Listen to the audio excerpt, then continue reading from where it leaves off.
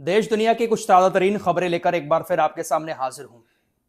अबू उबैदा की खबर आपने सुनी होगी। हमास के जो स्पोक्स पर्सन आप पिछले 2-2.5 साल से देख रहे हैं, अबू उबैदा की मौत की खबर आई है। हालांकि इससे पहले भी मौत की खबर कई बार आ चुकी है, लेकिन इस बार मौत की खबर जो आई है वो कन्फर्म है और हमास की तरफ से खुद कन्फर्म किया गया है। दरअसल अबू उबैदा को लेकर 2-3 महीने पहले भी ऐसी खबर आई थी कि इजराइल ने अबू उबैदा को मार दिया, लेकिन अबू उबैदा जिंदा थे। कल खबर आई है कि अभी 2 दिन पहले इजराइल ने एक हमले में अबू उबैदा को मार दिया। अबू उबैदा की मौत के बाद हमास ने कंफर्म कर दिया है, हाँ उनकी मौत हुई है। साथ ही साथ अबू उबैदा का फेस रिवील भी कर दिया है। आपने हमेशा अबू उबैदा को नकाब में देखा होगा। पिछले 2-2.5 साल से हम जो रिपोर्टिंग कर रहे हैं, मिडिल ईस्ट की खबरें आपको बता रहे हैं, अबू उबैदा को जब भी दिखाया गया मुंह ढका हुआ था, लेकिन अब पहली बार खुद हमास की तरफ से अबू उबैदा का फेस रिवील किया गया है। यह है अबू उबैदा जो बिना नकाब के ऐसे दिखाई देते हैं।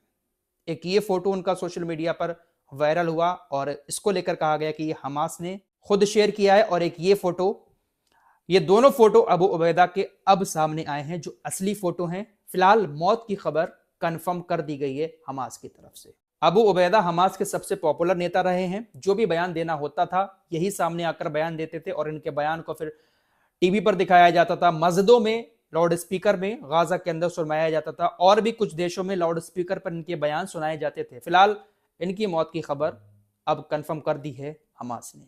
आगे बढ़ते हैं दोस्तों, ईरान की बात कर लेते हैं। ईरान एक बहुत बड़े संकट से गुजर रहा है। ईरान की करेंसी तो बहुत ज्यादा डाउन पहले से ही है डॉलर के मुकाबले, क्योंकि प्रतिबंध इतने लगा रखे हैं अमेरिका ने कि ईरान की करेंसी ऊपर उठ ही नहीं पाती है।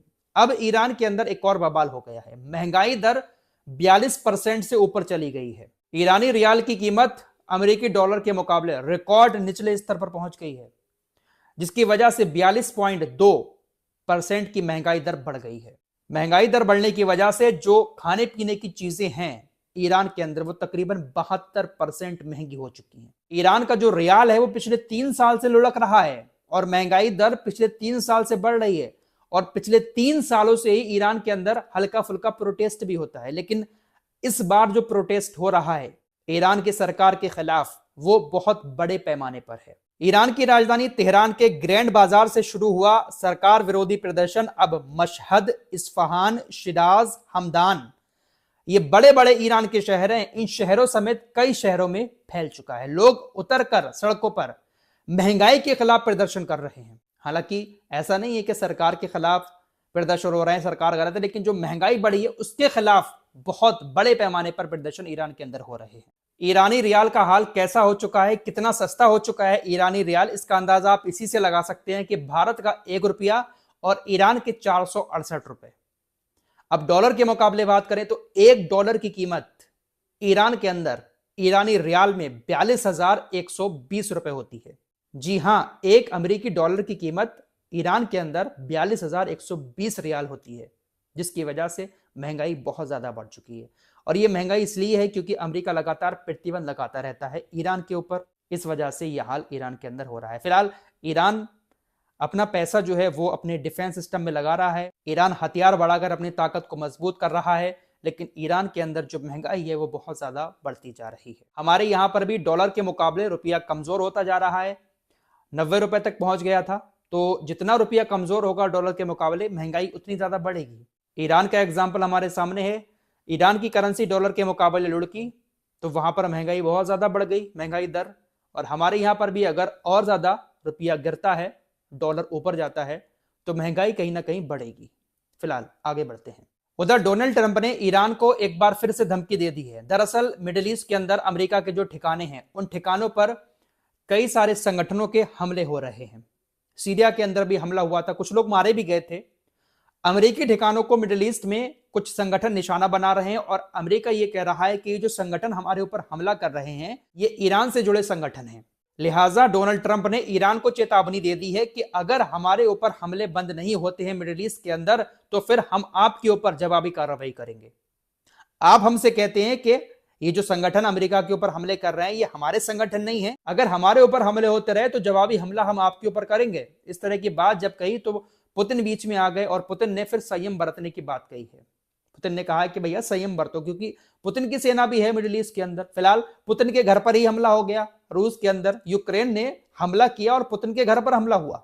पुतिन का जो घर है उसके करीब तकरीबन 91 ड्रोन से हमला किया गया था, लेकिन डिफेंस सिस्टम बहुत तगड़ा है भाई व्लादिमीर पुतिन का, सबको उड़ा दिया गया। लेकिन हमला हुआ था रूस के राष्ट्रपति व्लादिमीर पुतिन के घर के आसपास, पुतिन के घर को टारगेट किया गया था, जिसके बाद दुनिया भर में हलचल मच गई।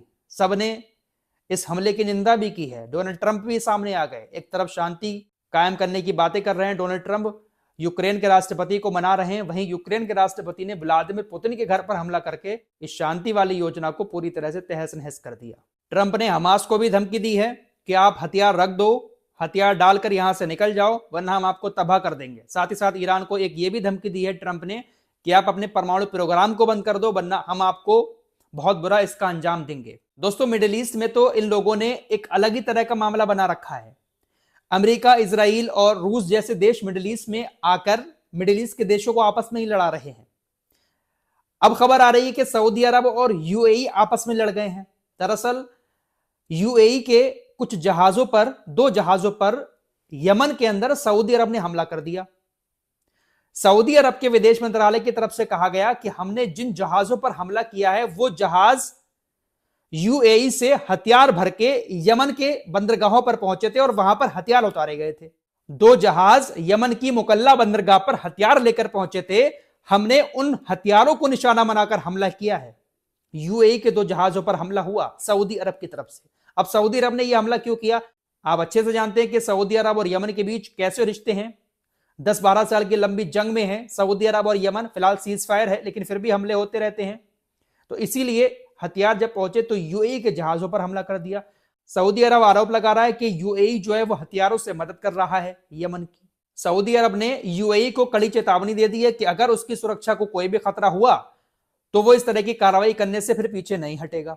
फिलहाल तनाव सऊदी अरब और यूएई के बीच बढ़ चुका है। यूएई दोस्तों कम नहीं है। सूडान के अंदर भी बहुत ज्यादा हथियार यूएई की तरफ से दिए गए हैं। जो सूडान के अंदर गृह युद्ध चल रहा है तो एक पार्टी को यूएई सपोर्ट करता है। फिलहाल यमन को हथियार भेजे हैं तो सऊदी अरब ने हमला कर दिया। तो ये जो मिडिल ईस्ट के बादशाह है ना, बड़े बड़े देशों के, ये कठपुतली बने हुए हैं और नाच रहे हैं अमेरिका और इजराइल जैसे देशों के इशारे पर, और आपस में ही लड़े जा रहे हैं। तनाव कौन पैदा कर रहा है मिडिल ईस्ट के अंदर, आज पूरी दुनिया देख रही है।